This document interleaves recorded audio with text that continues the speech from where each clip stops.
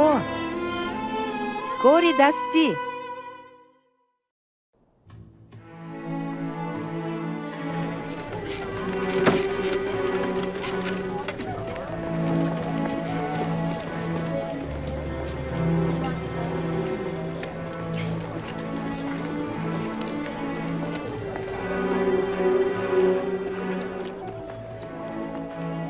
من از کسی که نداشت زیادتر از آن چی رومی ها طلب میکنند انداز نگرفتم. مرا گناهکار نکن. هارون عزیزم، وقتی که تو مینوشی فکرهایت از بسیار جهت ترکت میکنن. مینوشی؟ فکرهای من؟ وقتی شامخوری کمی شراب نوشیدم. این چی بدی دارد؟ ریفقا، این زن دروغ میگوید. تو نباید با او رفت و آمد کنی.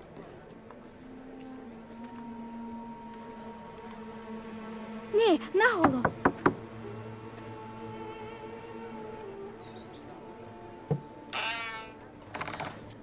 اوه مریم، دلیه، درآیید، گذارید، بشینید.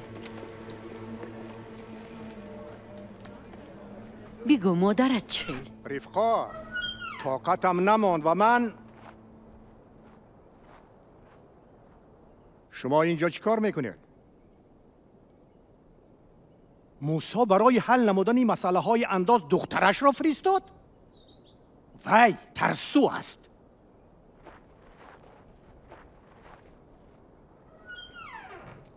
اوه عزیزکم، افسوس میخورم، نمیدونم چی گویم.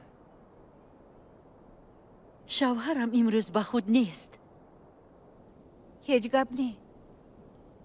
برای منتداری از کمک‌هایتان مادرم خرما فرستادند. خیلی خوب. تشکر. اکنون رفتیم. میخواهم مادرت و خواهرت را بینم و به من هوای تازه لازم است.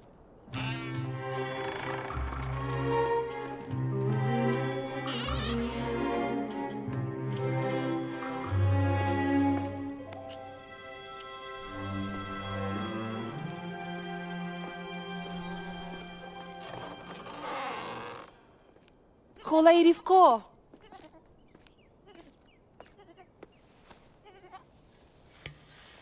خوش آمدید. شما چی خیل؟ خوب.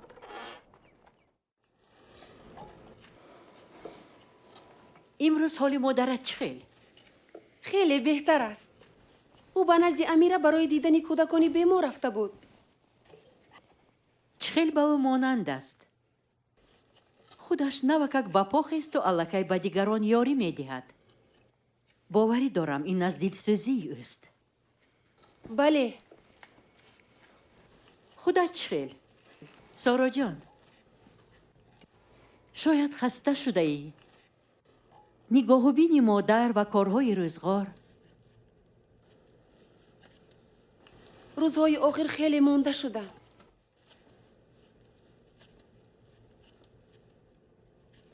من حامله دارم.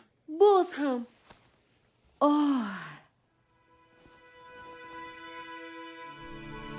و تو میترسی از بچه غلطاندن؟ من و ایوب میخوایم از یهودیه برویم. ما میخوایم به نزد والدانش به انتیوخیه برویم. خوش. اما چی خیلی برویم وقتی که حامله دارم؟ گرچنده حس میکنم که تأخیر کردن ممکن نیست. برای چی؟ برای آن که این کودک را هم از دست میدهم. خدا اینقدر دور از خاله ریفقا. دیگر نمیدانم چی خیلی دعا کنم.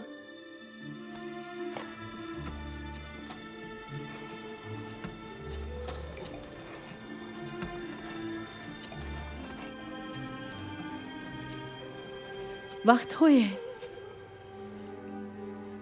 بود که شاگردانی عیسی فکر میکردند که خدا غم آنها رو نمیخورد. براستی؟ ها. آن وقت آنها در قایق بودند. عیسی را از بحر جلیل میگذراندند. در قایق خواب عیسی برد. بعد از این در بحر طوفانی سخت سر شد. شاگردان از جان خود می ترسیدند. همان طوری که تو نیز برای حیات کودکت می ترسی. می دانی آنها برای ترسیدن سبب داشتند. قایق را موجها ضربه می زدند. آنها می توانستند غرق شوند.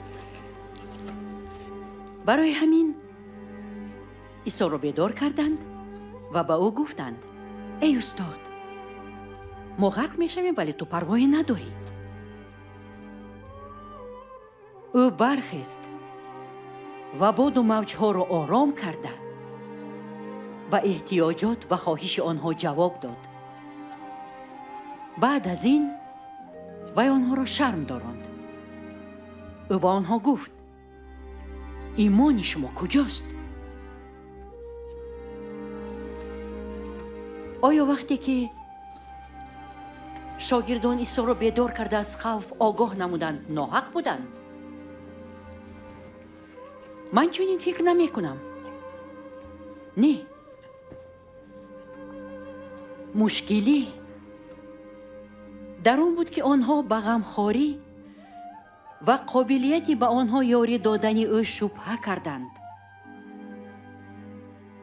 البته او غم آنها را می خورد و می توانست به آنها یاری دهد. همان طوری که به من و تو هم.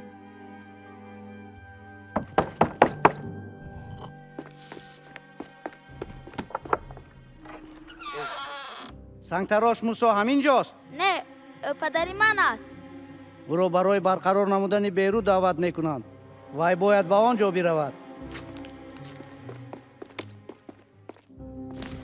پدرم باید به بیروت بروند. سربازان چنین گفتند.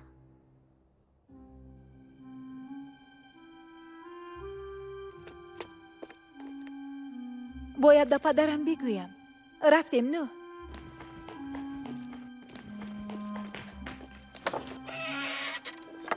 خاله باز این؟ صد افسوس عزیزم. آنها 1 سال پیش همسایه امان را دعوت کردند. وی در آنجا مرد. این وقتی دشوار است.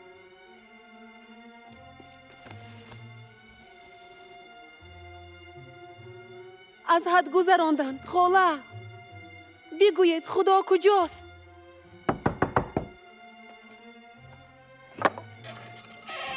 خاله نوری بیایید.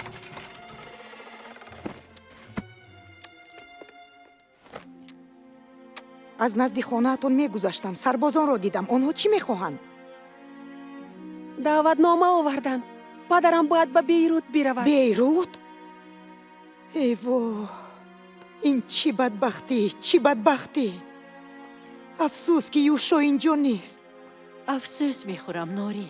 1 سال پیش او مرا مانده رفت. اکنون وی با پدرانش خوابیده است، با کمک رومی‌ها. شما این را با سربلندی از سر گذراندید. با سربلندی؟ ما عیناً همین کار را میکنیم. به همه چیز تاب میاریم. اما خدا کجاست؟ او ما را تنها گذاشت؟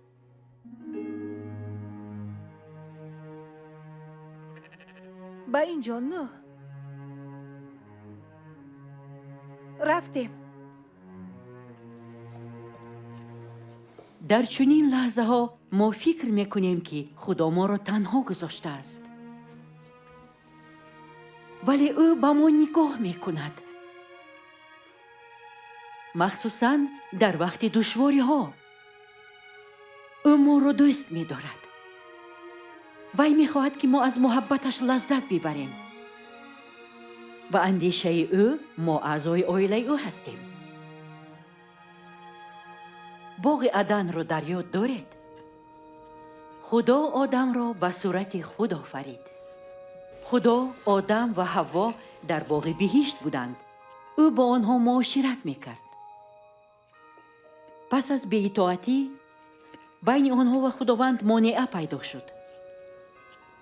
آنها بعد از گناه کردن با شرم و ترس و هراس می‌گریختند. ولی به این عصیانشان نگاه نکرده خدا آنها را می‌جست. همان طوری که عیسی ба ҷустуҷӯи мо низ омад. ӯ ба замин омад, дар миёни мо мезист ва барои мо ҷон дод. вай гуноҳ ва айби моро ба гардани худ гирифт. ба шарофати муҳаббат ва қурбонии ӯ мо боз метавонем аъзои оилаи худо бошем. вақте ки дар гуноҳҳоямон иқрор мешавем ва қурбонии исоро барои худ қабул мекунем, мо боз ба худои муқаддас наздик мешавем. мо писарон ва духтарони ӯ мегардем. ту мегӯӣ ки ман духтари худо буда метавонам? ҳа, албатта, аъзои оилаи ӯ.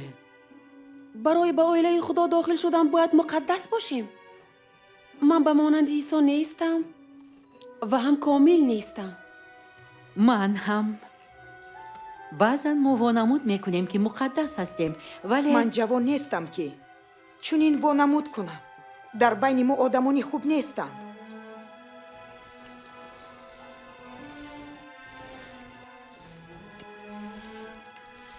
монанди ин пашм. соро, ту чиро мебинӣ?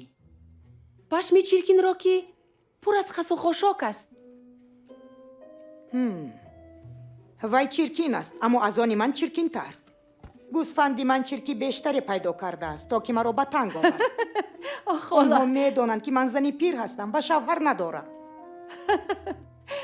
боварӣ дорам ки ин хел нест, хола.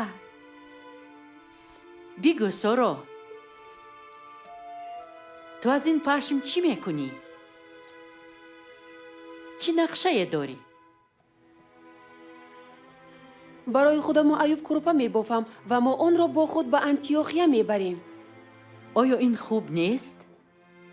хуб аст. ман каме аз ранги ҳашаротӣ ва чормағзӣ дорам. хуш, ту онро ҳамон тавре ки ҳаст мебинӣ.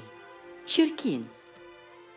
аммо хаёлан ту онро дигар хел мебинӣ. тоза, шона карда, ресида шуда ва чун кӯрпа бофта шуда. бале, бо худо айнан ҳамин тавр аст. ӯ туро ҳамон тавре ки ҳастӣ мебинад. вале ӯ туро ҳамон тавре низ мебинад ки баъди кори худро дар ҳаёти ту ба итмом расондан мебинад. яъне худо медонад ки ман мисли ин пашм олудаи гуноҳам. ӯ оиди он фикр мекунад ки ман дар осмон чӣ гуна мешавам? албатта. худо ин кори зеборо дар ҳаёти ту ҳамон вақт сар кард ки ту аз пайи исо равона шудӣ. ва ӯ онро то ба охир мерасонад, чунки ту акнун аъзои оилаи ӯ ҳастӣ. баъзан ҳаёт ба пашми ресида ношуда монанд аст. он кашида шуда моро ба қисмҳо пора мекунад. ва баъзан ин ба он муяссар мегардад. бале, хола. ва мо азоб мекашем. бале, ба мисли пашме ки бояд даруни ранг биҷӯшад. ин ҷараёни тӯлонист, дуруст? бародари мо, ҳавори Павлус ки ҳоло дар зиндони Рум аст, дар яке аз номаҳояш навиштааст ки мо офаридаи дасти худоем. моро исо баҳри корҳои неке офаридааст ки худо барои иҷро кардани онҳо моро таъин намудааст. офаридаи дасти худо? ҳа. ба ин чодар нигоҳ кун. ки онро тайёр кард? ман? ба ту вақти зиёд лозим шуд? бале, хеле зиёд. ба ту бофтани он маъқул буд? ҳа, албатта. ба он нигаристан ба ман маъқул аст. ҳар чизе ки олӣ аст, вақти зиёдро талаб мекунад. ин ҷараёни тӯлонист. роҳи мо низ дар ҳаёт тӯлонӣ аст. тӯлонист. умр то миёна дароз, аммо дар охир кӯтоҳ аст. чун абрпораи дуд, чун лаҳзае ва он тамом мешавад. бечора Юшо. оҳ, холаҷон. агар ту ба исо имон дошта бошӣ, ба воситаи ӯ қисман аъзои оилаи худо мешавӣ. ту метавонӣ бо худо, бо падарат гап зада, оиди ғамҳову шодиҳоят ба ӯ бигӯӣ. ҳавори петрус гуфт ки мо бояд тамоми ғамҳоямонро ба дӯши худованд гузорем, чунки ӯ мехоҳад онҳоро ба зиммаи худ бигирад. инро чӣ тавр кунам? бо ӯ гап занам? бале, ба ӯ ҳама чизро бигӯй. ту дар бораи худое гап мезанӣ ки наздик аст. бисёриҳо ба исо боварӣ карданд ва ӯ ба онҳо наздик аст. ӯ мехоҳад бо ту наздик бошад. ту бояд ба ӯ дуо гуфта аз ӯ хоҳиш бикунӣ ки худро ба ту нишон диҳад. аввал ҳаминро хоҳиш кун. ман дар бораи он чӣ ки ту гуфтӣ фикр мекунам. ҳоло ман бояд ба назди гӯсфандони чиркини худ биравам. ҳамон тавре ки гуфтӣ дуо мекунам.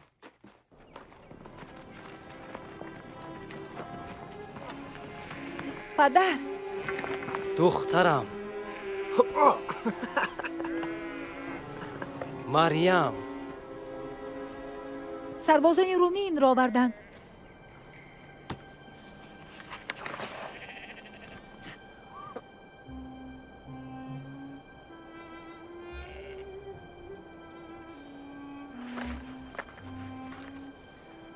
ман бояд баъд аз чанд рӯз ба бейрут равам. бейрут? ба онҳо барои шаҳрсозӣ сангтарош лозим. ин агриппус вай худро подшоҳи мо меномад, вале дар дасти румиён як лухтак аст. ту набояд ба бейрут биравӣ, падар. ин корро накун. ба ин агриппус кӯмак накун. довуд, вақте додарат дар бари ту аст, ин хел гап назан. намехоҳӣ ки ӯ ҳақиқатро донад. ту чӣ мехоҳӣ, писарам? теғи румиёнро ба тамоми оила амон. даҳонатро пӯш. фикри нӯҳро кун. фикри хоҳаронатро, фикри модаратро кун. нарав, падар. марьям инро медонад. нӯҳ ҳам медонад. албатта ин хости худо нест. ба ин беимонҳо хизмат накун. медонӣ ку онҳо тайёранд ки маъбадро расво кунанд. бигӯ, кай ин ба охир мерасад? довуд, ту медонӣ ман бояд равам. худо медонад бояд равам. писарам, ту мефаҳмӣ ки ман рад кунам чӣ мешавад.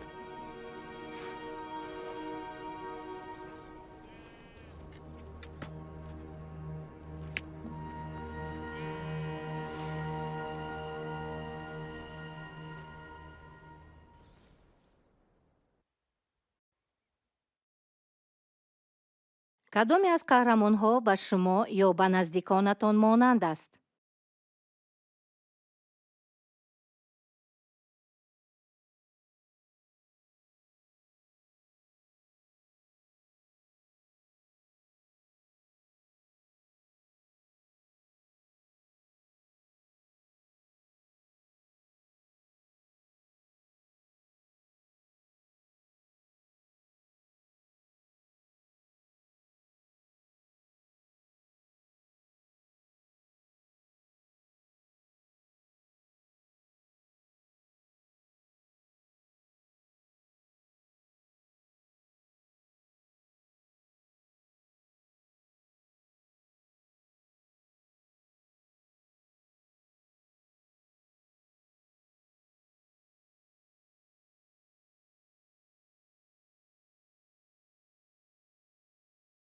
оё ҳис мекардед ки дар лаҳзаҳои душвор худо аз шумо дур аст?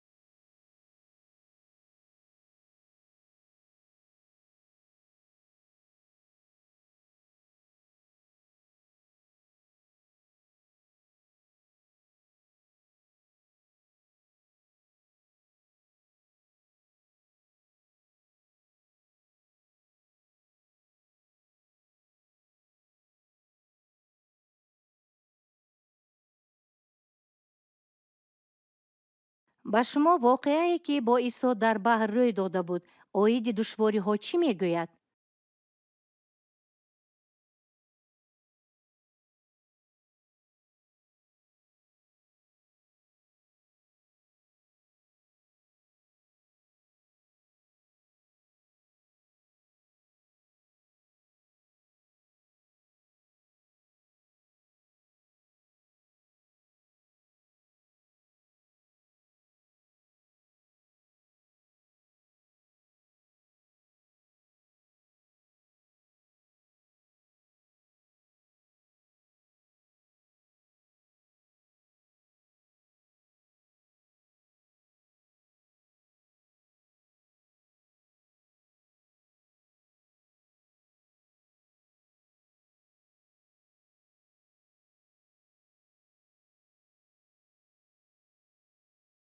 чӣ тавр мисоли кӯрпаи соро ба мо маънои аъмоли худоро дар зиндагиямон мекушояд?